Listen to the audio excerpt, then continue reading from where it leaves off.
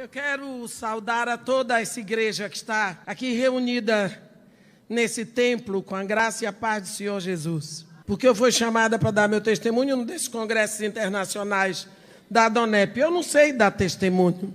Normalmente, quando se dá testemunho, diz assim: eu era prostituta, eu era drogada, eu era feiticeiro, eu era traficante. Eu nunca fui nada disso. Eu nunca bebi, nunca fui a festas para dançar. Eu nunca usei nenhum tipo de droga. Casei virgem com meu primeiro e único namorado. E casei com ele e vivi 24 anos de casada. Ele morreu, eu estou viúva e eu nunca quis outro homem, nem antes dele, nem durante o casamento, nem depois do casamento, porque fiquei viúva, graças a Deus. Deus tem me dado a graça de permanecer assim. Mas daí que o pecado não é só sexualidade pervertida e nem bebedices e glutonarias. Pecado é tudo aquilo que nos afasta de Deus. Então, para começar contando meu testemunho, eu tenho que dizer que o meu avô se chamava David Cornelius Williams.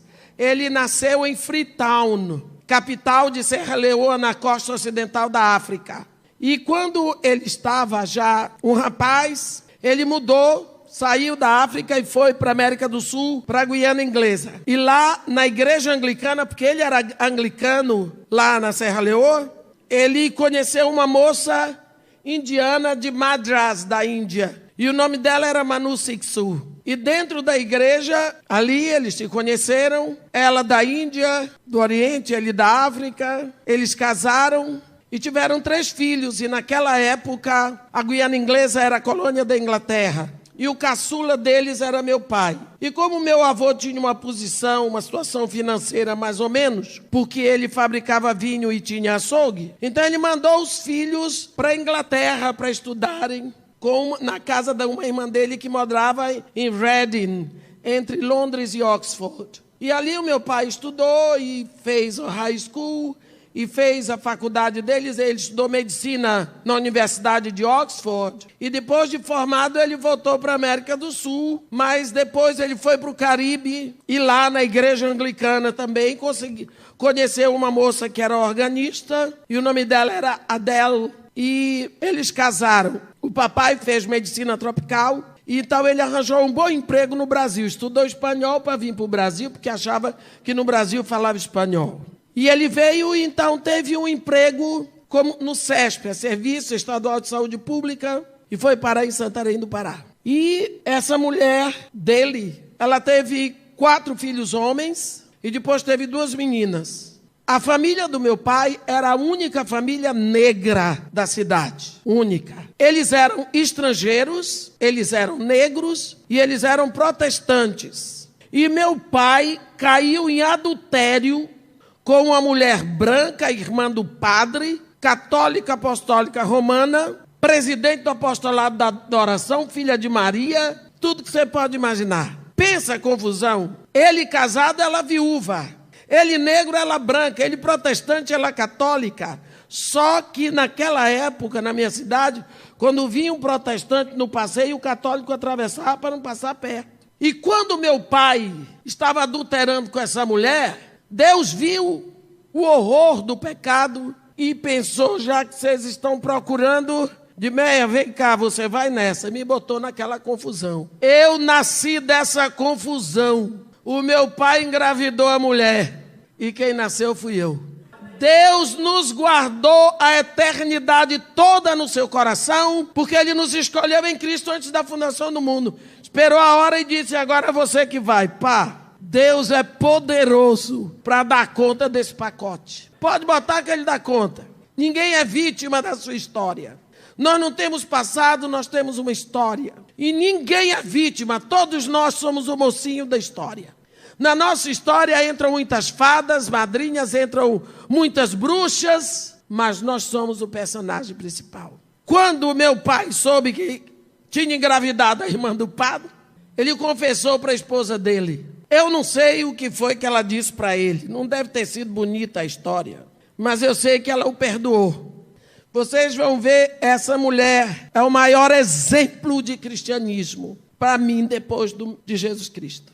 Você vê o que uma vida cristã pode fazer num caos. Ela com 6 filhos e o marido, ela fora da pátria dela. O que é que vai acontecer? Porque ela agiu com o coração de Cristo. Ela perdoou o marido.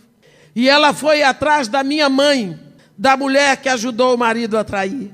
E disse para ela: você sabia que ele é casado comigo? Você sabia que ele é negro? Você sabia que nós temos 6 filhos? Esse filho que está dentro do seu ventre é meu, porque é do meu marido. E eu vim lhe dizer que não tente abortar. Não mate esta criança. Depois que mamãe já tinha tomado remédio para abortar. Porque minha madrasta ficou sabendo, porque a mulher procurada para dar remédio para abortar foi falar com a minha madrasta. Minha madrasta correu atrás dela e disse: não tome as outras doses, porque senão vai ser ruim para você, porque eu sei o que está acontecendo.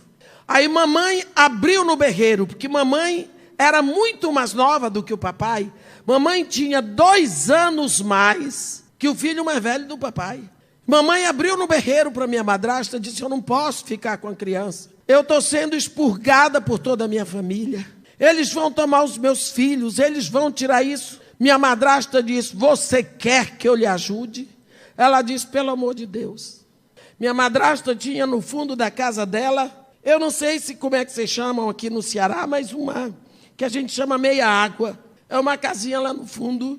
Minha madrasta, num dia, arrumou uns homens, ajeitou tudo, e quem chefiou esse trabalho de pedreiro foi um cearense de Limoeiro do Norte. O nome dele é Vicente Menezes de Sales. Depois eu vou dizer para vocês porque é que eu estou dizendo isso. E fez uma casinha para a mamãe com os 2 filhos dela. E acolheu minha mãe lá na casa dela. Até que eu nasci, e quem ajudou a fazer o parto foi minha madrasta e me deu o nome da mãe dela. Bem, eu cresci ali, meio que com minha madrasta e com minha mãe, mas com minha madrasta, porque eu nasci na época dela ser avó. Ela me aceitou mais como neta do que como filha e se apaixonou por mim à primeira vista. E me amou. Depois de 2 anos, quando eu tinha 2 anos, mamãe casou com este cearense de Limoeiro do Norte, Vicente Menezes de Sales. E ali Deus estava me dando uma madrasta e um padrasto maravilhosos, um pai e uma mãe maravilhosos. Mamãe, depois de casada com esse cearense, teve mais 2 filhos. Então eu passei a ter 4 irmãos brancos e 6 irmãos negros. A mãe branca de Braga, em Portugal, olhos verdes, e meu padrasto também louro. E meu pai e minha madrasta negros. Meu pai era azul marinho. Então eu fiquei no meio. A família da mamãe me detestava, porque eu era o fruto do pecado, porque eu era a vergonha. Eu expus o comportamento da mulher, filha de Maria, eu apareci. E expus o pecado do doutor negro, protestante também, viu? Não dá para falar mal de ninguém. E aí, apesar de ter uma madrasta maravilhosa, um pai espetacular, uma mãe boa, um padrasto maravilhoso, eu cresci só. Porque de um lado eu tinha 4 irmãos brancos, eu tinha uma família branca, do outro eu tinha uma família negra, mas no meio eu era sozinha. Eu não tinha nenhum irmão por parte de pai e mãe. E aquilo, com tudo o que eu ouvia, desenvolveu em mim um sentimento de solidão muito grande, de prejuízo muito grande. Eu não me adaptava, mas o meu lado negro vigorou de tal forma que eu rejeitei completamente a família branca e assumi a família negra. Dentro da casa do meu pai só se falava inglês, dentro da casa da mamãe só português. Eu tinha que sair de manhã cedo para ir à missa, para poder voltar para a casa do meu pai para ir para o culto. Era uma coisa doida. Era uma coisa doida. Era uma criança levadíssima, inteligentíssima e com um complexo de inferioridade tão grande que eu procurava ser melhor do que os outros em tudo, para poder mostrar que eu não era ruim, porque lá dentro eu achava que era. E com isso eu criava problema. Quando eu tive 9 anos, minha mãe exigiu do meu pai, que meu pai queria me mandar para a Inglaterra ou para os Estados Unidos. Minha mãe disse que aceitava me mandar, mas só se fosse para ficar interna no colégio de freira no Brasil. Aí escolheram um colégio de freiras na Bahia. Lá eu fiquei 7 anos. A minha vida sempre foi um desejo de fazer tudo melhor do que os outros. Porque eu tinha que provar que eu não era nada daquilo que diziam. Porque se diz muita coisa ruim para criança. Adulto diz muita coisa ruim para criança. E eu ouvia que eu era filha de uma mulher assim, que eu era disso, que eu era aquilo, que eu era aquilo. Todo mundo me dizia, não diziam para o meu pai, que ele era o médico da cidade. Não diziam para minha mãe, porque ela era a irmã do padre. Mas eu ouvia demais. Então eu tinha que provar que eu era melhor do que meus irmãos brancos, melhor do que os meus irmãos negros. E assim, com a inteligência que Deus me deu, eu tocava todos os instrumentos que botasse na minha mão aos 7 anos. Aos 7 anos já dominava português e inglês, sendo inglês a minha primeira língua. E assim, aos 9 anos, eu vim interna. Arranjar um jeito de se livrar de mim. E no internato continuou. Eu era a primeiríssima aluna de sala em tudo, até em religião, até em educação física. Tocava na Orquestra Sinfônica da Universidade com 14 anos. Entrei na universidade com 15. Passei em primeiro lugar para a PUC. Fiz filosofia. Em seguida eu entrei para o curso de pedagogia. E em seguida eu fiz psicologia. E eu fazia música. Com 9 anos para 10, eu já falava francês. Porque no internato era de freiras francesas. Então eu já falava inglês e português e adquiri o francês. Na universidade, fazendo o curso de filosofia, encontrei um padre, Piero Bastianelli, que tocava cello, violoncelo. E ele disse para mim, você precisa estudar suas origens. Porque o orgulho, a vaidade, a soberba no meu coração era tão grande que eu dizia, eu não descendo de escravo brasileiro. Eu sou negra, mas não descendo de escravo brasileiro. Orgulho. Eu vou dizer uma coisa para vocês. Não há um gigante mais procurado por Deus do que o orgulho. O orgulho, a Bíblia diz que ele precede a ruína. E a altivez de espírito precede a queda. O orgulho fez com que um arcanjo se tornasse diabo e esvaziou o céu de muitos anjos. O meu coração era cheio de orgulho, de vaidade, de soberba. Eu era melhor do que todo mundo, porque eu sabia mais, que eu aprendia com facilidade, que eu era primeiríssima aluna em tudo. Eu passei em primeiro lugar para a universidade. Ganhei a bolsa de estudos que passei em primeira de todo mundo. 10. Eu fechava tudo. Isso para mim era o meu modo de dizer que eu não era pior. Eu fazia isso só porque lá dentro algo me dizia que eu era pior, não é? E eu era crente, esqueci de dizer para vocês, era crente, ia na igreja, lia a Bíblia. Eu vim de uma família que dia de domingo só tinha sobremesa dia de domingo, na casa do meu pai. Se desse os versículos decorados que meu pai passou para aquela semana, recebia a sobremesa. Eu pegava o versículo de todo mundo, decorava de todo mundo e ganhava a sobremesa de quase todos. Só para me mostrar. Esse padre me levou a ir procurar o Instituto de Cultura Afro-Brasileira. O diretor naquela época era Ogundilé. Tinha vindo da Nigéria. E ali eu fiz 5 anos no Instituto de Cultura Afro-Brasileira ou Afro-Oriental para estudar língua e cultura. Estudei Yorubá, cultura, deuses, túmulos e heróis negros, e fui ser aprendiz de feiticeiro, porque eu estudei em todos os candomblés da Bahia. Eu tinha que ir para aprender todos os ritos. Olha onde eu fui parar. Só que nenhum pai de santo mexia comigo, porque eles diziam que não podia, que eu tinha 7 orixás. Não é que eu entreguei minha vida para Jesus quando eu tinha 6 anos. Ninguém podia me tocar.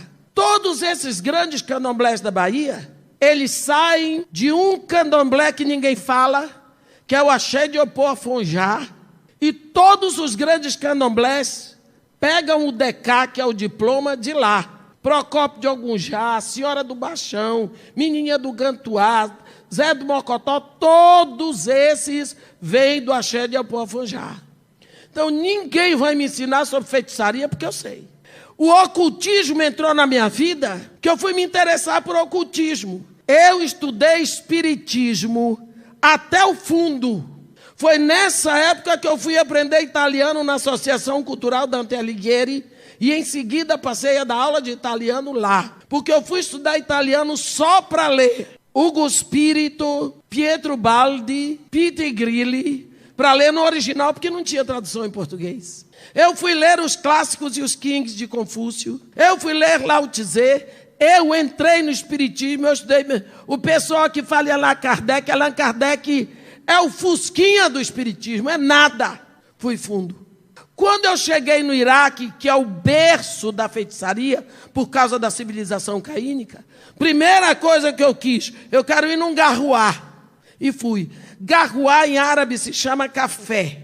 Mas é um café assim, quando você chega para lerem a sua sorte, eles lhe dão uma xicrinha bem pequenininha com um café dentro. Aí você bebe aquele café e emborca a xícara no pires. E aí, quando chega na hora de ler, você entrega para o homem levanta a sua xícara e diz seu futuro ali. Então, para você ver como minha cabeça estava cheia de coisas. Quando eu saí do Brasil, eu dei o último concerto no Teatro Carlos Gomes de Vitória do Espírito Santo. Eu era pianista. Eu sou formado em música pela Universidade Federal da Bahia. E pós-graduada por Sorbonne.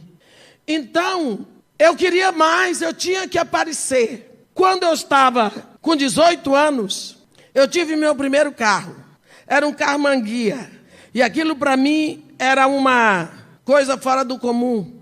Porque poucas moças podiam ter um carro manguia, mas eu tinha que ter tudo do melhor, né? Eu dava aula na Associação Cultural Dante Alighieri, da Casa da Itália. Eu fazia 2 universidades, fora música.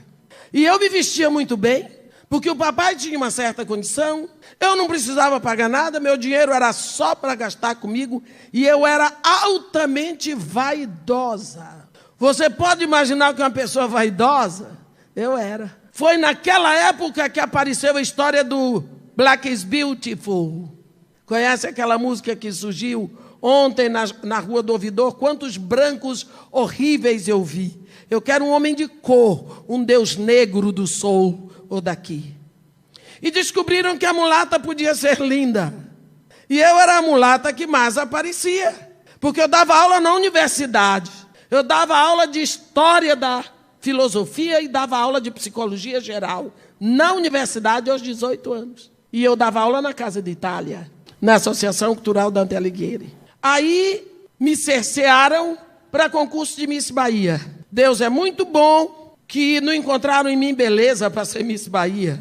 Mas eu fiquei em segundo lugar. E a primeira que ganhou, Maria Olívia Cavalcante, foi Miss Brasil. Aos 19 anos, eu marquei o homem com o qual eu queria casar. Porque homem, para eu casar, tinha que saber música, saber línguas, ter título universitário e ser negro. Pense, um negro para ter título universitário, para saber música, para saber línguas e ter condição de lidar com uma mulher como eu, que eu era boa demais, gente. Eu era boa demais. Não tinha homem que me merecesse, não olhava assim. Vá se achar, vá se catar. Vocês não sabem que inferno é esse. E Deus estava olhando para mim. Deus estava olhando para mim. Quando eu tinha 4 anos de idade, eu tive uma enfermidade que ninguém se salvava dela. Eu me lembro do papai me carregar no colo e dizer: Deus, o Senhor me deu com tanta dor. O que eu tinha que aprender aqui, eu acho que já aprendi.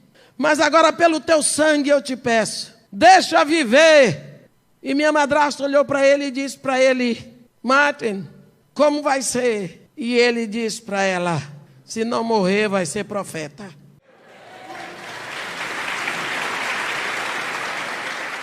Se não morrer, vai ser profeta. E aos 19 anos eu encontrei o homem que eu queria.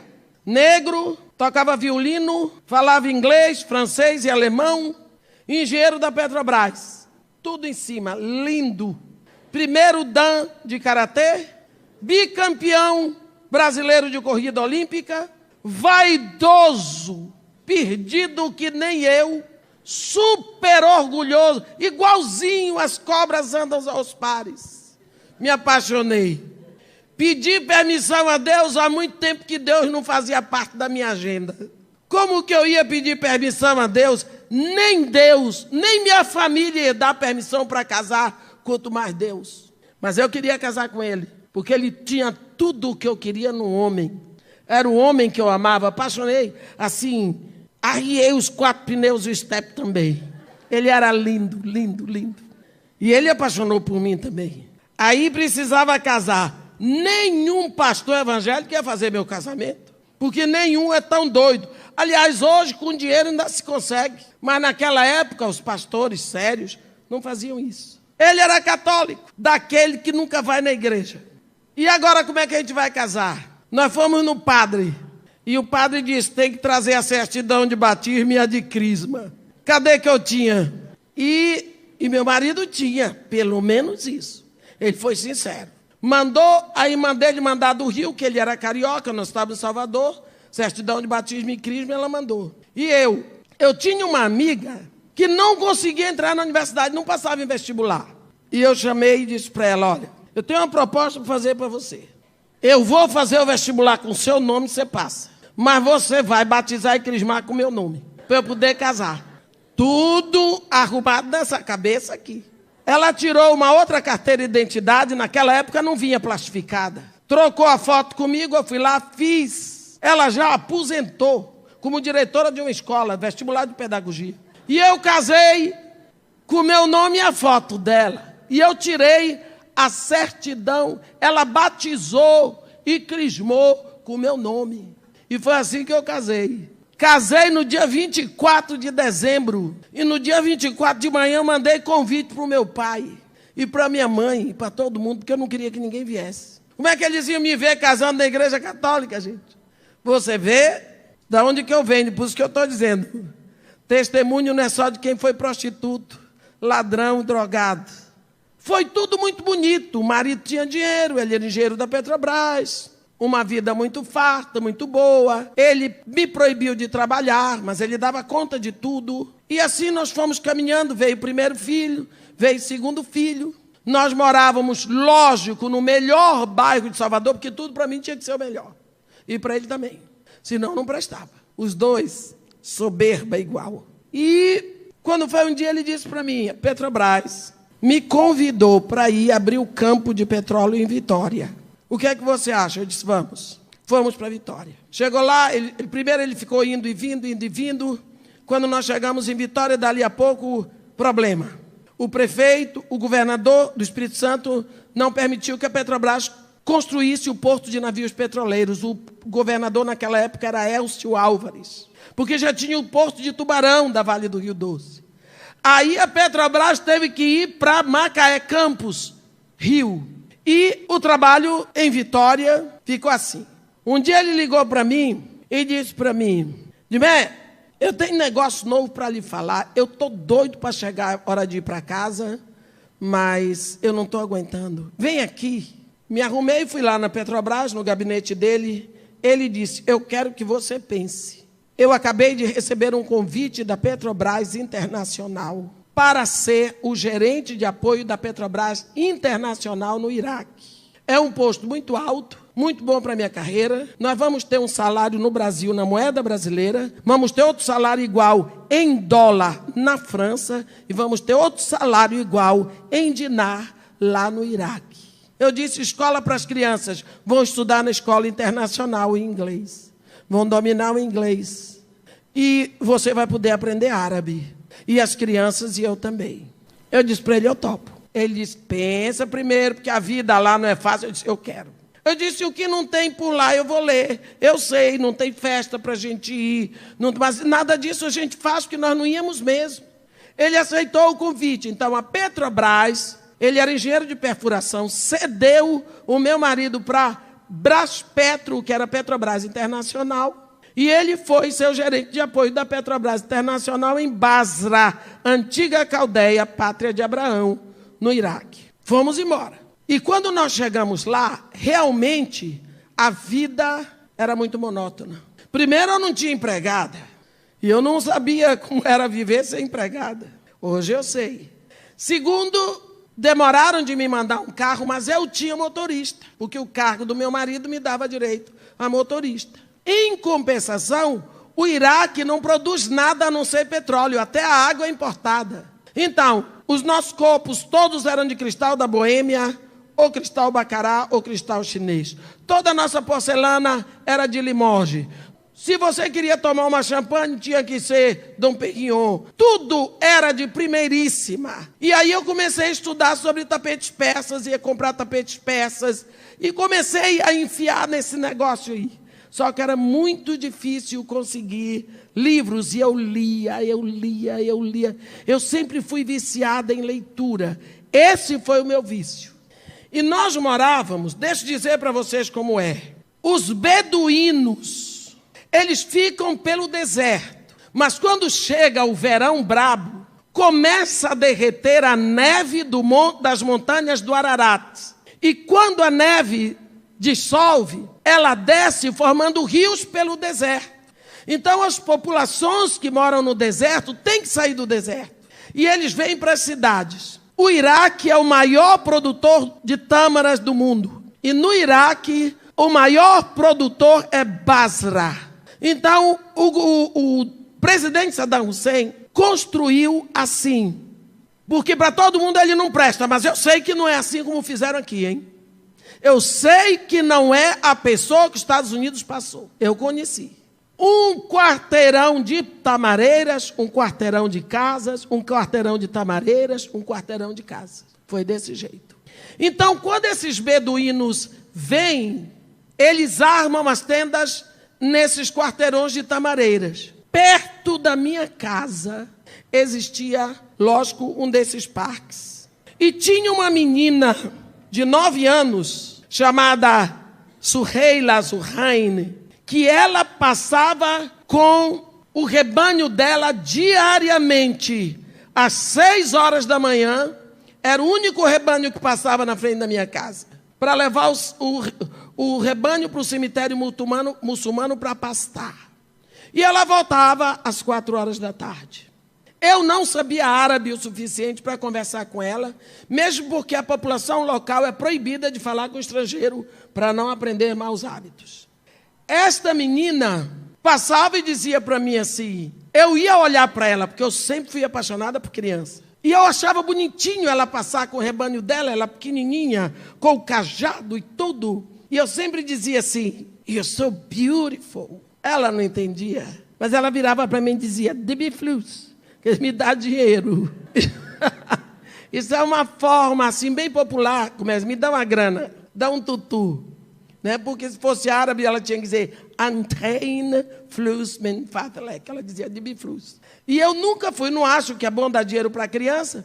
Então eu passei a preparar para ela um farnel que o iraquiano não dispensa. Eles têm um pão assim compridinho chamado rubs. Eu partia no meio e botava tomate, cebola, alface, se tivesse, chinina, que é o iogurte de carneiro, embrulhava, botava lá e pegava um sanquique, que é um suco de laranja concentrado tipo maguari. E quando ela vinha passando, eu ouvia o barulho. E eu descia, dava para ela, ela pegava, shukran, obrigada. E ia embora. De tardia, quando ela voltava, ela botava só a garrafinha vazia no portão. Mas normalmente eu estava lá para dizer para ela, Deus te abençoe. Isso todos os dias. E eu estava aprendendo árabe, deixa eu dizer para vocês, vou fazer aqui um parêntese, porque meu marido um dia telefonou para mim do trabalho e disse assim, Dimé, te veste aí. Eu disse, eu estou vestida. Ele disse, não, eu quero que você ponha roupa de sair, porque o Ayel, que era um dos secretários dele, iraquiano, foi para Bagdá, para o Ministério de Minas e Energia, mas ele esqueceu um documento importantíssimo na mesa de cabeceira dele, e eu tenho que mandar daqui a 1h30 para Bagdá. E ele já ligou para a mãe dele para entregar, só que eu não posso ir na casa da mãe dele, porque eu sou homem, ela não vai abrir a porta para mim. Então eu levo você desce, pega o documento e me entrega. Eu disse, tudo bem, meu marido passou em casa e me pegou, nós fomos. Quando eu cheguei na casa do Aio, me aparece, toquei a campainha, meu marido ficou dentro do carro. E a mulher que entreabriu a porta para mim, era uma mulher alta, forte, uma iraquiana bonita, ela estava de abaia. Abaia é aquele manto que elas usam se caindo. Eu disse para ela, bom dia. Ela ficou me olhando. Eu disse, good morning. Good morning. Ela ficou olhando para mim. Eu, lá no meu inconsciente, Não sei porquê, deu uma impressão que ela era freira. Porque eu fui criado em colégio de freira. E quando a gente cumprimentava uma freira, a gente tinha que descer, que a freira não levantava a mão, não. Eu tinha que descer até a mão dela para beijar a mão. Então eu passei a mão na mão da mulher e desci, e o máximo que eu consegui foi beijar o pulso. Aí eu disse para ela, escuta o que vocês vão ver o que é cultura. Eu disse para ela, eu vim buscar o documento, eu sou esposa do engenheiro-chefe do seu filho, ele já falou com a senhora, para a senhora mandar o documento, ela me entregou, me despedi dela, fui embora. No outro dia, meu marido liga para mim, você é doida! Eu disse, não, que eu saiba, quem tem que saber é você. Você criou uma confusão na casa do Aio. Eu disse, menino, você não viu que eu fui lá, eu não saí da porta? A mãe dele arranjou uma confusão, eu disse, então fala com ela. Ué. Eu vou aí agora. Chega ele lá em casa com o Aio. Aí todo festivo, eu disse, que foi que aconteceu? Minha mãe está preparando um grande jantar para você e para toda a família. Eu disse, mas por quê? Por causa do que você fez. Eu não sabia o que eu tinha feito. Sabe o que foi que aconteceu? Eu tinha beijado no pulso da mulher. E isso lá é uma linguagem. A gente aqui não entende linguagem de beijo. Lá, beijo na mão é uma coisa, no pulso é outra, no ombro é outra, na testa é outra, no cabelo é outra. Cada beijo é uma declaração. Quando aquela moça de Cantares diz, beija-me com os beijos de tua boca, ela não está falando de beijo de língua, não. Ela está dizendo, eu quero toda a tua atenção voltada para mim. Porque quando eu beijo na boca de uma pessoa, eu fico de frente para ele. Então, toda a atenção, os olhos, o nariz, o centro do cérebro, tudo voltado. Eu quero ser o foco da tua atenção. É só isso. O povo não sabe, fica achando que Cantares é um livro pornográfico. Porque a senhora beijou no pulso dela. Você sabe o que significa beijar no pulso? Eu disse para ela, eu me coloco debaixo do seu punho, da sua responsabilidade, da sua autoridade. O que a senhora mandar eu faço. Tome conta de mim. A mulher levou a sério. Foi uma bênção. A única estrangeira que já fez um curso de história da Mesopotâmia no Iraque sou eu, porque ela abriu as portas. A mulher me levou para conhecer profundamente toda a cultura de lá. Eu não sabia que Deus levantou aquela situação para eu aprender, para depois poder pregar com autoridade. Deus estava me preparando. Ela me levou ao paraíso terrestre. Ela me contou toda a história de Utnapishtim, que é Noé. Aprendi tudo na universidade. Toda a história do fértil crescente. Tudo. Então, eu comecei a aprender árabe por causa dessa mulher. O meu relacionamento com os iraquianos era com essa família e com a Suheila, essa pastorinha. Um dia eu estava... Minha casa tinha 3 andares, que era uma casa para 3 famílias. Mas como brasileiro só tem uma, então eu tinha que ficar naquele casarão. Por causa do status de chefia do meu marido, tinha que ser uma casa daquela. Eu estava no 3º andar, eu fechava tudo para não entrar poeira, porque a gente não usava. Nós não usávamos. Eram mais ou menos umas 11 horas da manhã. Eu ouvi um barulho de rebanho. Eu sabia que quando terminasse o derretimento da neve do Ararat, a água secava no deserto e esses beduínos teriam que voltar para o deserto porque o sal teria aflorado e eles iam colher o sal e vender o sal. Por causa do dilúvio, isso é a certeza do dilúvio naquela área. Então, quando eu ouvi o barulho daquele rebanho, o único rebanho que passava na porta da minha casa era o de Suheila. Aí meu coração fez assim, pronto, minha pastorinha vai embora. Agora eu estou sozinha mesmo. Aí eu olhei pela janela, quando eu vi que era ela que vinha vindo, eu dei um grito, Suheila! E ela parou. E quando a pastora para, o rebanho para. Aí eu desci com tudo, eu fui lá. E eu dizia para ela, Shmek, foi o que aconteceu? Porque você está indo embora. Não é hora de voltar, o que foi que aconteceu?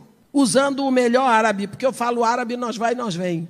Não sei a língua. Aí, e ela com a cabecinha abaixo, toda embrulhada assim.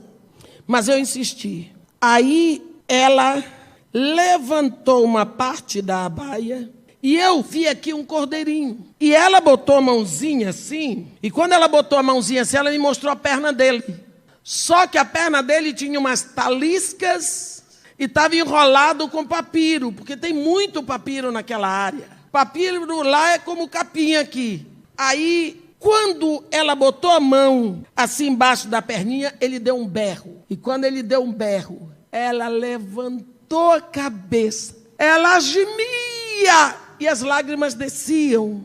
Ela gemia a dor do cordeirinho. Naquela hora, eu ouvi a voz do meu pastor, que tinha falado comigo quando eu tinha 12 anos de idade. Quando eu tinha 12 anos de idade, eu tive uma visão.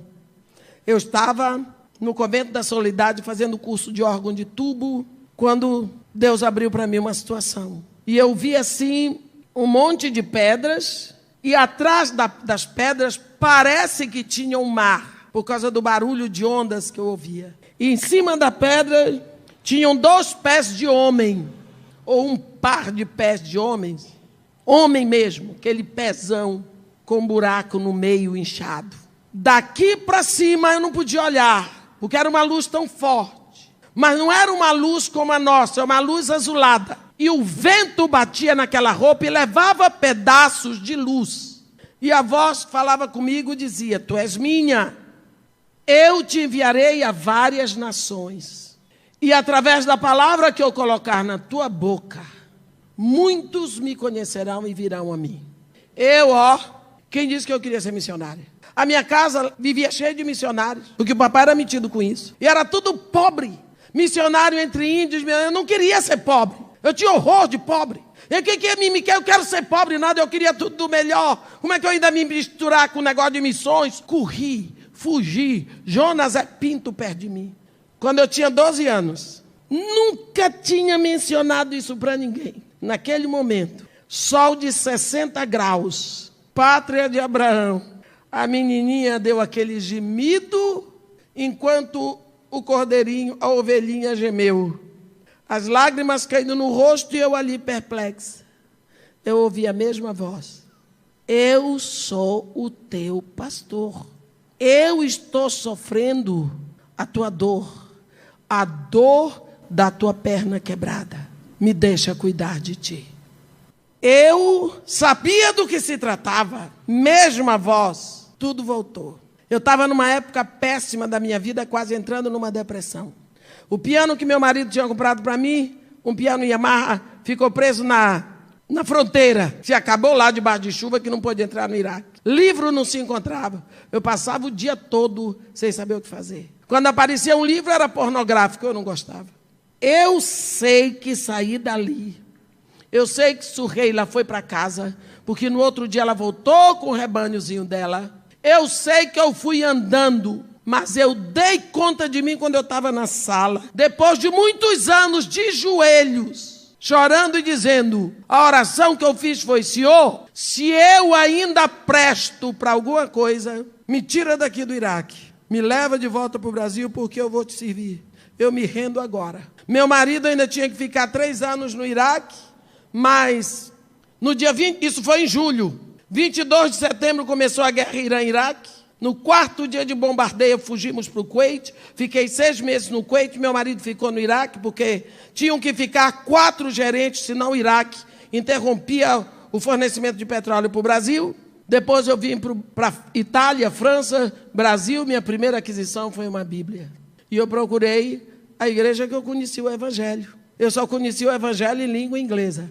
Então eu procurei Christ Church, que é uma igreja anglicana. Meu pai era anglicano, minha madrasta anglicana. Todos meus ancestrais, e comecei a frequentar ali. E comecei a comer a palavra de Deus. Todo o gosto que eu tinha por leitura se voltou para a palavra de Deus. Todo. Comecei a comer a palavra, o Espírito começou a revelar, a abrir a palavra para mim.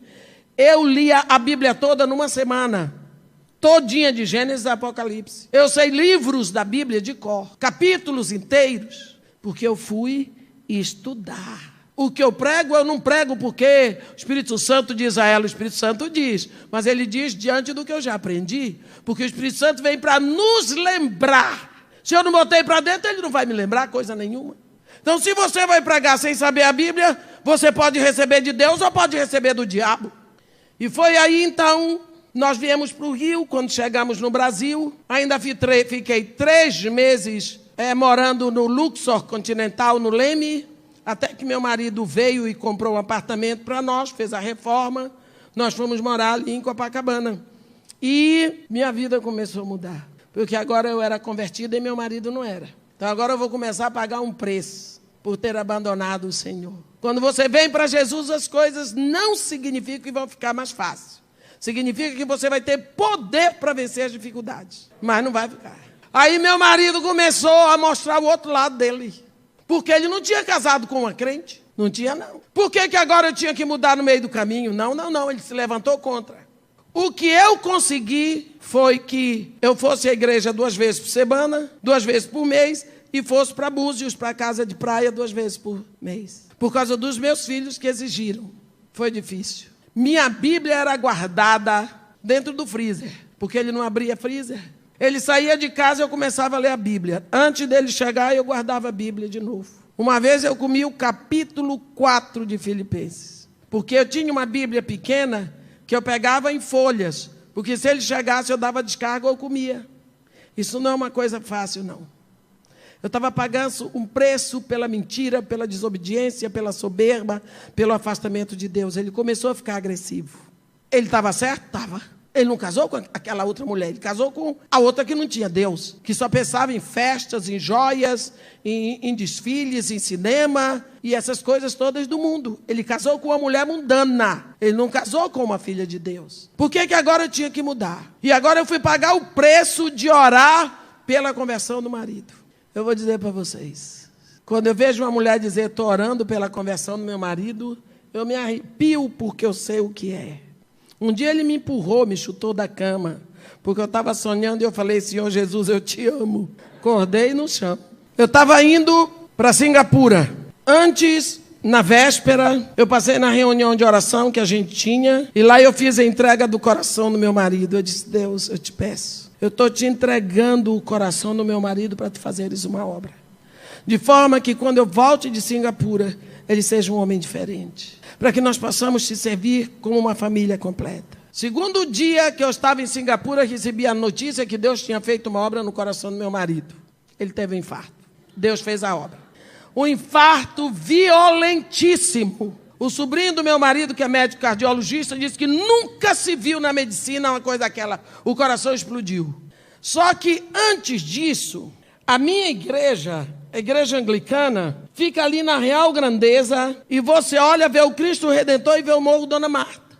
E eu, metida do jeito que era, fui para uma igreja lá no Rio de Janeiro, onde você anda, você está perto de favela. E era um domingo chuvoso, daquele domingo mais frio do Rio de Janeiro, onde começa aquela garoazinha. Acabou o culto termina 12:30. Meu marido ia conosco, porque para ele era o social. Ali na igreja anglicana só tem o cônsul do Canadá, o cônsul da Irlanda, o cônsul daqui, o cônsul de lá, o diretor da Shell, da Atlantic, da ESSO, só tem gente assim. Então ele ficava no meio daquele povo, daqueles homens, e tudo em língua inglesa. Então o lado social é esse, vaidoso. E quando chegou na hora de sair, nós tínhamos o hábito de todo domingo comer em restaurante. E quem escolhia o restaurante eram os meninos. Eles estavam sentados no banco de trás. Meu marido tinha naquela época um Puma GTB e um Puma conversível. Ele estava com um Puma GTB, bacanão, tudo mais. E quando nós íamos nos encaminhando para o portão, ele disse para os meninos, vocês escolham qual restaurante que vão. Porque se eu chegar no sinal da Voluntários da Pátria, vocês não tiverem decidido, quem vai decidir sou eu. E os meninos estavam brigando porque o menino queria ir para a churrascaria do Copacabana Palace. E a menina queria ir para a Majórica, porque lá na Majórica se reuniam a maioria das colegas dela. Mas o menino queria ir para a churrascaria do Copacabana Palace, porque era perto lá de casa. Ele comia logo e ia lá para casa para jogar totó com os amigos. Só que quando o porteiro abriu o portão, porque lá tem segurança, tem esse negócio, que nós saímos, aqui no passeio, tinha uma menina mais ou menos de 5 anos, ou 6, negra. Eu me lembro que o pé dela era maior do que a sandália havaiana. Toda úmida, naquele frio assim, com uma caixinha na mão. Eu não sei até hoje se ela vendia bis ou chiclete. E ela ofereceu. Quando ela se aproximou para oferecer, meu marido passou com tudo na poça de lama e deu um banho na menina. Ali foi o divisor de águas da minha vida. Eu não sei se aquela menina existiu ou foi um anjo que Deus botou ali. Porque aquilo foi um choque tão grande. Aquilo me arrebentou por dentro. Eu senti tanta vergonha de dizer que eu sou cristã, que eu sou gente, que eu sou uma mulher. Como é que se passa em cima de uma poça d'água um banho de lama numa criança que já estava úmida, que estava vendendo alguma coisa enquanto os meus filhos discutiam para ver qual o restaurante? A menina não sabia nem se ia ter comida aquele dia. Aquilo para mim fez um quadro de horror na minha cabeça que estragou o dia todo. Eu não parava de pensar. No outro dia levei meu menino no colégio, fui na igreja, perguntei para o seu João, o senhor se lembra que ontem tinha uma menina aqui? Ele disse, lembro. De onde é aquela menina? Ele estendeu o braço assim e disse, daqui.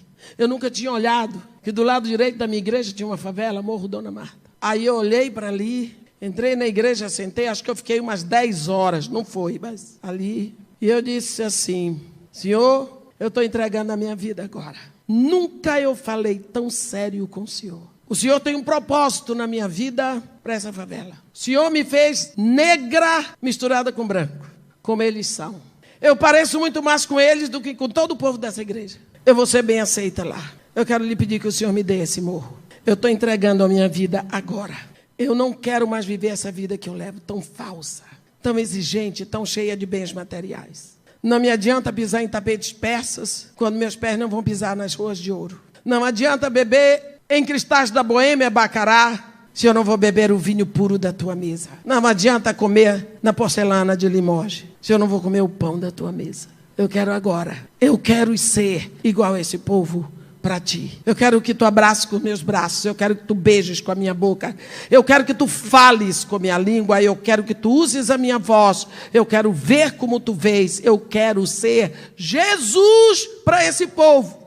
Eu quero que eles olhem para mim e vejam o teu amor. Se minha vida não servir para isso, me leva desta terra. Aí eu passei aí para um posto Shell para orar pelo Morro Dona Marta. E o meu amor crescia. E o meu marido não podia nem pensar que eu estava interessado para lá. Aí eu passava por ali, via aquelas crianças, parava o carro lá na igreja, voltava, andava por ali, nem sabia que estava correndo perigo, que ali ficavam os traficantes. E comecei a tomar posse. Todo lugar onde pisar a planta dos teus pés, eu te tenho dado. Comecei a orar. Apareceu a oportunidade de ir para Singapura fazer um curso de liderança cristã. Eu fui. Quando eu cheguei lá no segundo dia, meu marido morreu no Brasil. Acabou o impedimento. Quando eu cheguei no Brasil, no dia 4 de outubro, no dia 5, eu estava na frente do Morro Dona Marta, na pracinha. O senhor vai conhecer lá. A minha estratégia estava toda pronta. Com um jarro de maracujá, uma caixa de sanduíche de queijo, um violão na mão, sentada na praça como uma louca. E aquelas crianças, no início eu fiquei com medo, porque eles podiam me fazer mal. O que você está fazendo aí? Eu disse, estou cantando. Sim, mas para quê? Porque eu gosto de cantar. O que é que tem aqui? Eu digo, é suco. Para quê? Para quem quiser cantar comigo. Ah, eles riam e corriam. Isso aqui é sanduíche para quem cantar comigo. Daqui a pouco, mas como é que a gente vai cantar se não sabe? Eu digo, eu ensino. Então ensina aí. Aí eu comecei. A alegria do Senhor, a nossa força é. Cantaram, bateram palma. Eu disse, agora vamos lanchar. Fiz a oração, lanchamos. Vieram outros, eles disseram, não, vocês não cantaram. E eu ainda tinha muita coisa, eles querem cantar, queremos. Cantamos de novo, dei para todo mundo. Ei, quando é que a senhora vem de novo? Eu digo, amanhã. Olha, eu fui fazendo minha congregação na pracinha. Quando foi um dia, faltou um menino, Rodrigo. Era Rodrigo, Renata e Rogério. Rodrigo não veio, Rodrigo é que tocava o pandeiro. Eu já tinha pandeiro, eu já tinha reco-reco, eu já tinha tudo. Mas eu estava ali pedindo a Deus a chance de subir a favela. Eu não podia subir a favela, não tinha nada para fazer lá dentro. Eu ia morrer, porque subir a favela naquela época era fácil, descer é que é o problema. Então eu pedindo a Deus e orando e jejuando para eu subir. Eu queria entrar na favela, era o meu lugar. Faltou o Rogério, eu disse, mas cadê o Rogério? o Rodrigo. Aí o Rogério disse assim, ele está em casa com febre, problema de garganta. Eu disse, quem está cuidando dele? Ninguém, mamãe foi trabalhar. Eu disse, poxa, mas a gente não podia então lá fazer. A senhora vai? Eu disse, vou. Um pegou a caixa de sanduíche, outro pegou o violão, outro pegou a coisa e eles foram me levando. Eu subi o Morro Dona Marta, levada pelas crianças, vendo a mão de Deus operando, chorando de emoção. Parece que eu estava subindo as escadas do Palácio de Buckingham. Me levaram, eu nunca tinha ido a uma favela. Me levaram, eu fui ver o que era um cubículo onde moravam aquelas crianças tão alegres, sem exigir nada, sem acusar a Deus, sem acusar a sociedade, crescendo na miséria, no descaso, no abandono, do lado do gabinete do prefeito, no coração do Rio de Janeiro, de Botafogo, Zona Sul. Eu cheguei ali, eu disse, Deus, o que é isso? O que é isso? Eu pedi para o Rogério descer, ele comprou remédio, dei para o menino, comemos ali. No outro dia marquei com os meninos e disse, vocês vão me buscar lá embaixo? Vamos. Passei a me encontrar com eles debaixo de uma jaqueira. Quando foi um dia, Deus falou comigo em 2 de Reis 4. Quando o filho da Sulamita morre e ela vai a Josué, e ela vai a Eliseu e ele manda Geazi levar o bordão dele, bota sobre o menino. Enquanto ele está indo com a Sunamita, Geazi vem e disse, ei, o menino não acordou não, toma o bordão. Aí ele vai, sobe, fecha a porta, ora, debruça sobre o menino, depois levanta, debruça de novo e o menino ressuscitou. Ali Deus me falou, bordão de profeta não leva vida a ninguém. Ou o profeta se faz um com eles, se mistura com eles, assim como eu dei um corpo ao meu filho, que comeu com vocês, pecadores, chorou com vocês, misturou com vocês e morreu nas mãos de vocês. Aí eu peguei e fui para o meu pastor e disse, pastor, tem que comprar um barraco no Morro Dona Marta. Quase ele me matou. Que agora eu estava exagerando, que onde já se viu. Eu só sei que acabei comprando com $2.000 que alguém da Inglaterra mandou para mim. Aí o dinheiro foi chegando, o barraco caiu, o dinheiro foi chegando e nós fomos construindo e hoje eu tenho a casa de Maria e Marta. A visão que Deus me deu para a casa de Maria e Marta, eu entrei lá em 1990, quando o Morro Dona Marta era a favela mais violenta do Rio, ela é pequena, mais violenta do Rio e tinha a maior concentração de centros de macumba. As mães, na maioria, são mães solteiras. E quando elas têm o bebê, elas põem o bebê na creche, vão trabalhar de tardinha, elas pegam. Só que quando a criança faz 5 anos, ela não pode mais ficar na creche. Então ela ia ficar solta para ser aviãozinho, para entrar na escola da bandidagem. Então Deus me mostrou essa brecha, eu passei a pegar crianças quando saem da creche. Então a mãe passa de manhã, deixa na casa de Maria e Marta. Oramos, tomam um café. O café é leite com Nescau, pão com margarina. Se tiver dinheiro, é requeijão. Às vezes, se tem um pouco mais, bota uma geleia. Mas o básico que tem sempre é o pão com margarina. E o pão é feito lá, porque eu não tenho dinheiro para comprar pão todos os dias. As crianças comem muito, graças a Deus. Então, o pão que tem lá, ele já tem açúcar, ele já tem boa farinha de trigo, ele tem ovos, ele tem leite. E aí, quem vai para a escola de manhã, desce. Quem não vai, vai para a sala de aula. São 3 salas de aula. Tem professoras, eles vão começar a fazer os deveres. A professora vai explicando, tirando as dificuldades. Enquanto eles estão nas salas, eles são tirados aos poucos para computação, ensino religioso, dança, canto, aconselhamento, para tudo isso. Quando é 11h30, nós começamos a servir o almoço. Eles almoçam, tomam a sobremesa, descem para o colégio, é o tempo de lavar os pratos que os outros vêm para fazer a mesma coisa. 4 horas, nós servimos o lanchão, eles estão prontos já para sair. Os que estavam na escola às 5 horas vêm, se quiserem lanchar, podem lanchar. Com esse trabalho, que todo o objetivo dele é só plantar Jesus no coração dessas crianças. Só plantar Jesus no coração de criança. Porque Jesus foi plantado no meu coração quando eu tinha 6 anos. Floresceu na hora certa. Eu acredito nisso. Nunca perdemos uma criança para os bandidos nem para a prostituição. O Morro Dona Marta, em 2002, acabou o último centro de macumba. Em 2004, glória a Deus, glória a Deus. Em 2004, o Morro Dona Marta foi retirado da lista das favelas violentas. Em 2008, o Morro Dona Marta foi eleito o modelo para todas as favelas do Rio. O censo levantado lá mostrou que tem 83% de evangélicos na população. Eu sabia que Deus ia fazer uma obra, mas eu não sabia que Deus ia me deixar viver para ver. Mas Ele me deu esse presente.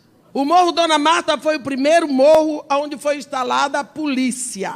A polícia entrou lá, eu estava lá na hora, sem dar um tiro, sem uma gota de sangue. Única coisa que quando o policial foi tirar uma das máquinas de caça-níquel, a pistola dele estourou no calcanhar dele. Eu estava a menos de 1 metro de distância dele. Agora, você vê a diferença que Jesus Cristo faz. A diferença que Jesus Cristo faz. Como que eu consegui tudo isso? Dando comida, cuidando deles, me interessando pela vida deles, principalmente dando amor.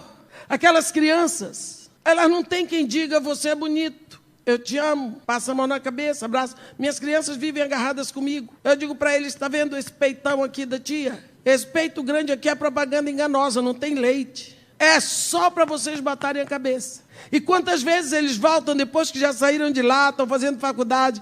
Tia, eu vim buscar um abraço. Vim buscar um abraço. Se vocês soubessem quantas coisas eu já passei ali. Eu já fui imprensada na parede contra 5 metralhadoras. Meu nome sempre encabeçou lista de extermínio. Nunca eu tive ajuda do governo. Nunca. Nem de entidade nenhuma. O pessoal me vê viajar muito para o Reino Unido, Canadá, Estados Unidos, Bélgica, França. Pensa que eu trago... Não. Quer que eu diga uma coisa para vocês? Eu estou falando na presença do Deus Todo-Poderoso, Criador dos céus e da terra, e na presença da Assembleia dos Santos de Deus. Eu voltei este mês do Canadá sem trazer um tostão. E até a minha passagem fui eu que paguei. E eu trabalhei quarta, quinta, sexta, sábado, domingo e segunda. A coisa não é bem como os outros dizem. Nunca tive governo para me ajudar, não tem uma igreja dando dinheiro. O pastor Silas Malafaia, desde o ano passado, ele está ajudando a Casa de Maria Marta com R$5.000 por mês. Até quando ele vai ajudar, eu não sei, porque ele não é obrigado. Ele não é obrigado. Mas o que ele fez e tem feito já está diante de Deus como memorial para a vida dele. E eu agradeço a Deus. Eu tenho que continuar trabalhando. As nossas despesas são altas, mas eu conheço. Eu vou dizer para você, ninguém no Morro Dona Marta já ganhou tanto quanto eu. Porque a minha intimidade com Deus cresceu tremendamente. Todas as vezes que a sua mão está aberta para dar, ela está aberta para receber. Eu tenho visto Deus caminhar comigo assim, sabe? Quase batendo assim no meu ombro. Eu estou acostumada com esse Deus que supre a necessidade. Estou acostumada. A quem diz assim, mamãe... Aqui é a missionária judia inglesa que anda comigo, ela esteve aqui na igreja do pastor Samuel. Disse, mamãe, a gente não pode dar testemunho da Casa de Maria Marta. O povo vai pensar que nós somos duas mentirosas, ou então duas loucas. Eu disse, loucas, eles sabem quem a gente é. Uma mentirosa, a gente vai provar. As coisas que Deus faz, Ele é louco por criança. Ele vai na frente, Ele só quer que você vá. Mas você não precisa fazer nada, não, ele vai. Sabe Isaías 45, quando ele diz, eu irei adiante de ti, endireitarei os caminhos tortuosos, quebrarei as portas de bronze, arrebentarei as trancas de ferro e te darei os tesouros escondidos e as riquezas encobertas. Ele é desse jeito, ele é desse jeito. A gente não pensa, e ele fez. Quer que eu diga uma coisa para vocês? Tem 2 anos. Eu estava pregando um congresso da Igreja Batista do Maracanã, em Miguel Pereira. E acordamos domingo de manhã e eu disse para Kei, nós precisamos orar pelas cestas básicas. Porque a gente não sabe ainda como vai ser e tem que distribuir as cestas básicas mês que vem, no final do ano. Este ano quem vai dar é o pastor Samuel. Aí ela saiu do banho, nós sentamos e eu fiz a seguinte oração. Senhor, Deus nosso Pai, Nós sabemos que o Senhor sempre manda as cestas básicas. Nós sabemos que o Senhor vai suprir tudo. Mas nós temos um problema. Eu gostaria de saber de que lado elas estão vindo. Gostaria de saber de que lado elas estão vindo. Porque até agora eu não consegui perceber. Abre o meu entendimento para saber de que lado o Senhor está mandando essas cestas básicas. Nós te agradecemos por tudo isso em nome de Jesus. Amém. Saímos dali, fomos tomar café, fomos pregar o encerramento do congresso, almoçamos, descemos depressa para o Rio, para tomar banho e subir a serra, ir para Santa Cruz da Serra para pregar à noite lá. Quando eu estava indo para o banheiro para tomar banho, o telefone tocou. A quem atendeu, eu digo, diga para ligar amanhã de manhã, porque agora não dá tempo de eu atender o telefone. Aí ela disse, alô. Quando ela disse quem é, ele disse, está correndo, né? Ela está correndo de novo, essa nega só anda correndo. Ela disse, pastor Seni, diga para ela que me atenda, de lá de Toronto. Eu disse, pastor Seni, estou correndo, que eu acabei de chegar de Miguel Pereira, tenho que ir para Santa Cruz da Serra para estar lá 7 horas com o microfone na mão. Ele disse, só uma pergunta. Eu disse, qual é? Você está precisando de cestas básicas? Eu disse, espera lá um minutinho. Sentei na cama e disse, pode falar. Você está precisando de cestas básicas? Eu disse, homem de Deus, você está fazendo meu coração pulsar quase para fora da boca. Por que o senhor está fazendo essa pergunta? Ele disse, 5 horas da manhã eu estou orando como de costume. No meio da oração vem assim, Edmeia a cesta básica, Edmeia a cesta básica. Eu disse, pastor, eram 8 horas da manhã aqui no Brasil, 5 horas da manhã lá em Toronto. Eu estava pedindo a Deus, eu e a Kay, para que ele nos dissesse de que direção estavam vindo as cestas básicas. Ele disse, pois é, ele me acertou aqui. Ele disse, quanto você quer para as cestas básicas? Eu disse, eu não sei. Eu vou ver o preço das cestas básicas, multiplicar pelo número de cestas básicas de crianças, que são 150, e lhe digo, ele disse, pois veja, e me diga que eu vou depositar o dinheiro das cestas básicas. Se você soubesse quantas vezes Deus faz isso, você diria que eu sou mentirosa. Só vou contar mais uma para vocês. Eu contei para o senhor a história do arroz. Nós chegamos de uma igreja dessas que não oferta. Eu e a Kay, segunda-feira, quietinha, duras. Aí eu disse, Kay, vai ficar difícil. Aí eu liguei para a casa de Marimarta, perguntei para a menina que trabalha na cozinha, Patrícia, qual é a coisa mais urgente que está faltando aí? Ela disse, arroz. Eu disse, você tem para hoje? Ela disse, tenho até quarta. Não, eu tenho até amanhã, vai faltar a partir de quarta. Eu disse, então tá bom, daqui a pouco eu estou chegando aí. Catamos dinheiro, passamos nas sendas, compramos 80 quilos de arroz, tudo dividido em pacote de 5 quilos daquele parboilizado, ouro. Botamos na mala do carro, fomos para a favela. Quando eu chegando perto da favela, eu disse que eu vou passar primeiro na minha igreja para ver se tem uma correspondência que eu estou esperando de Atlanta. Passamos lá, subi na secretaria, a correspondência tinha chegado. Quando eu estava quase me despedindo da secretária, entra um homem e diz, Edmeia, papapá, conversou e disse assim para a secretária, olha, passei em Boys Town e está uma vergonha, as crianças não têm o que comer hoje. Ontem não tinha nem um grão de arroz, nem de feijão.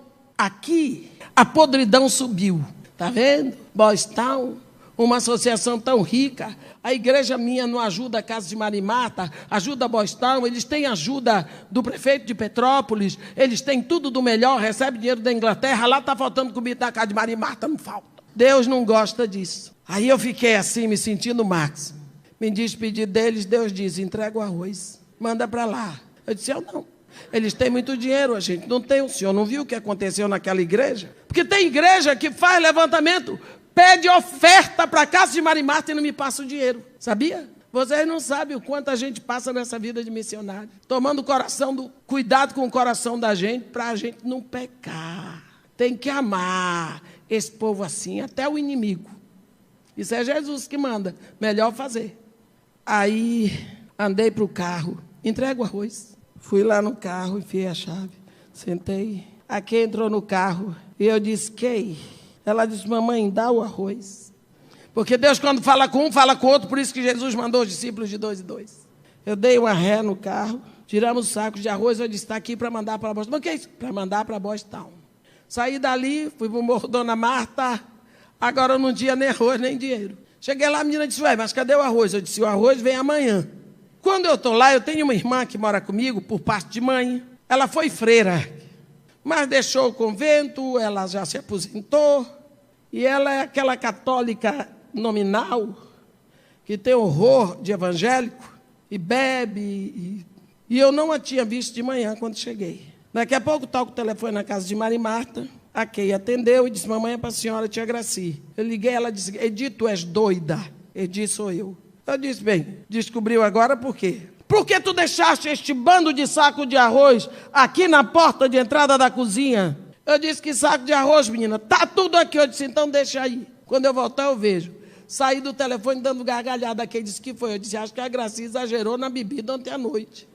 Ela está vendo saco de arroz na porta da cozinha. Passou. Quando chegamos em casa, estavam lá 80 quilos de arroz parboilizado, ouro, nas mesmas sacolas. Primeira coisa que eu pensei, a igreja devolveu. Liguei para a igreja, não, já subiu para Bostão. Oramos, agradecemos a Deus. Botei dentro do carro. Terça-feira de manhã cheguei lá com arroz. Toda terça-feira à noite eu pregava na primeira igreja batista de Ipanema. Voltei para casa, à noite fui pregar. Quem não foi comigo? Quando eu voltei de lá, 10 e pouco, o porteiro disse assim, irmã, isso aqui é para botar no carro? Eu disse, por quê? Ou a senhora vai levar lá para cima? Eu disse, que é isso? Ele disse, para colocar aqueles 2 homens ali, entregaram para a senhora. Eu olhei, não tinha homem nenhum. Fui na portaria, não vi homem nenhum. O que é? Arroz. 80 quilos de arroz iguaizinhos, parboilizado, ouro. Pedi para o porteiro chamar a Kay. A Kay chegou e disse, Kay, aqui, ó. Vieram trazer para nós. O que é isso, mãe? Eu disse, arroz? Choramos, agradecemos a Deus. E eu disse para o porteiro botar na mala do carro. Quarta-feira de manhã, foram mais 80 quilos de arroz por causa de Marimar. Quinta-feira de tarde, toda quinta-feira de tarde, eu pregava numa igreja, Assembleia de Deus, do pastor Benedito Tubino. Esse homem não dava o dinheiro nem para pagar o ônibus que eu ia. Gravava minhas mensagens para vender. Mas como a mensagem não é minha, qual é o direito que eu tenho a royalties em cima da palavra que Paulo escreveu? Então não dá para ficar cobrando dos outros nada disso não. Tá boa? Manda para frente. Quer gravar CD? Grava e manda para frente, contanto que dê. Quando eu vou subindo para pregar 3 horas da tarde, oi mãe de Bé, chega aqui um minutinho. Eu disse, que foi, pastor? Não é a senhora que tem um projeto no Morro Dona Marta? Eu disse, é. Pois é, hoje de manhã me lembrei disso, comprei aqui isso aqui para levar arroz. Ouro parboilizado. Telefonei para o meu filho, ele passou lá, pegamos o arroz, levamos. Enquanto eu estou indo para casa levar o arroz, liga uma senhora chamada Elci, da Igreja Presbiteriana da Gávea. Ela era a líder da SAF.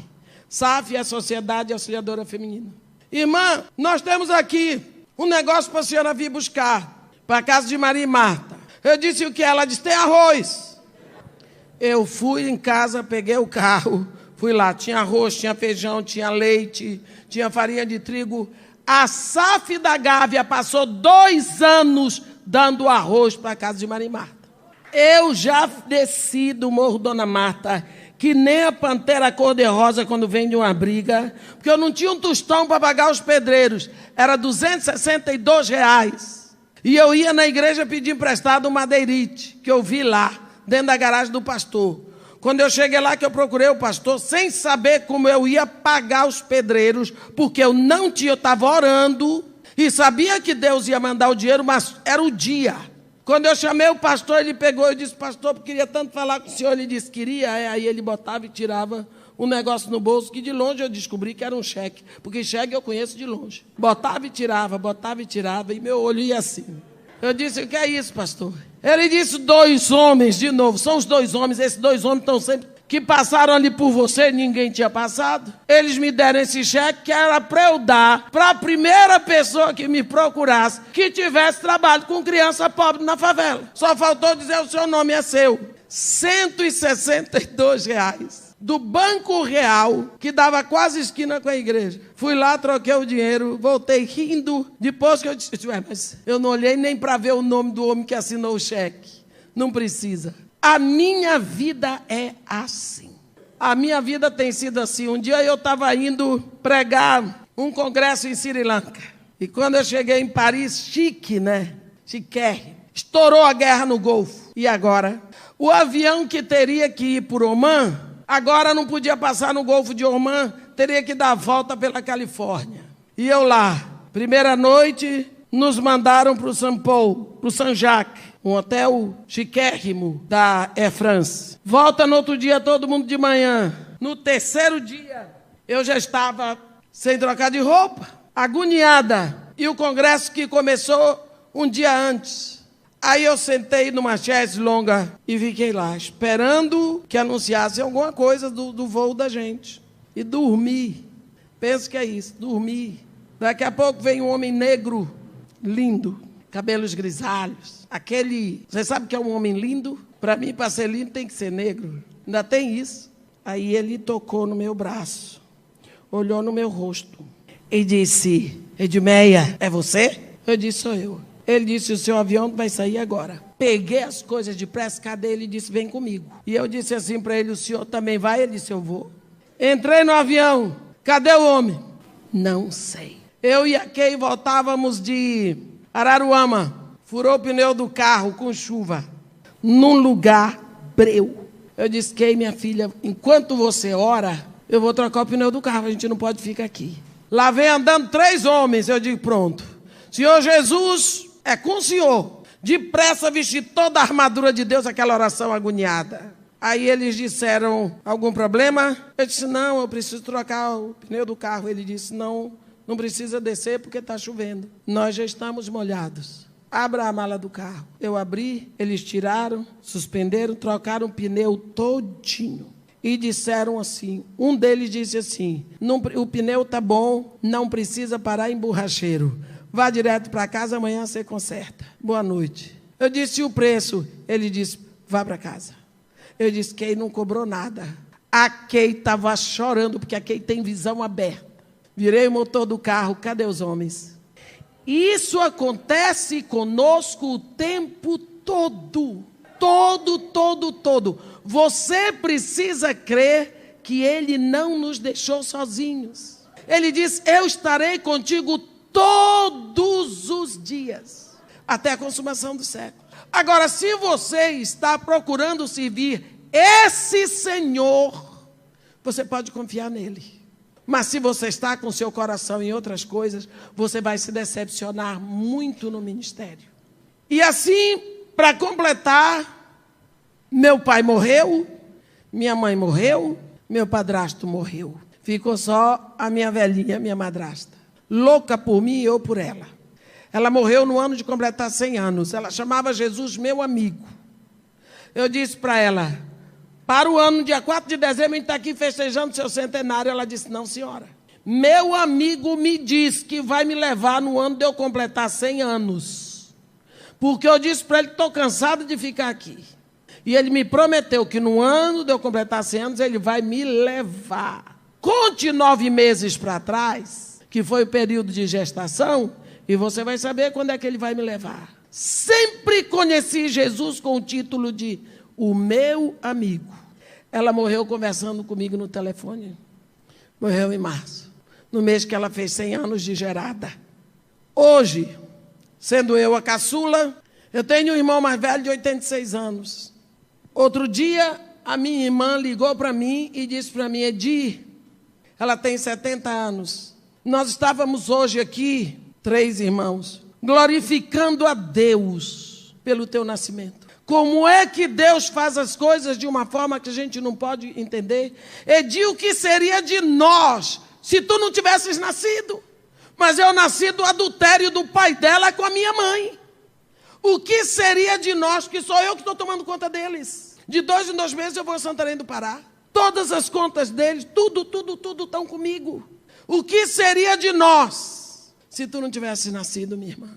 Embora tudo acontecesse para acabar com a nossa família, Deus transformou toda essa situação. E eu disse para ela: porque dentro dessa situação havia uma mulher cristã verdadeira, que foi a minha madrasta. Essa mulher perdoou, essa mulher amou a outra que atraiu e que queria o marido dela. Essa mulher amou a criança que nasceu como resultado dessa traição. Essa mulher expressou o amor de Cristo toda a vida dela. E hoje, todas as vezes que eu vou falar de perdão, de amor cristão, o nome dela surge como memorial, porque foi o maior exemplo de amor cristão que eu vi em toda a minha vida. Minha madrasta, que Deus a abençoe. Eu digo para vocês que meu testemunho é esse. A casa de Maria e Marta surgiu por causa disso. Eu não sei até quando Deus vai me deixar aqui para cuidar da casa de Maria e Marta, mas enquanto Deus me der vida, saúde, força e vigor, coragem, eu vou continuar. O trabalho é de Deus, Deus supre através do meu trabalho.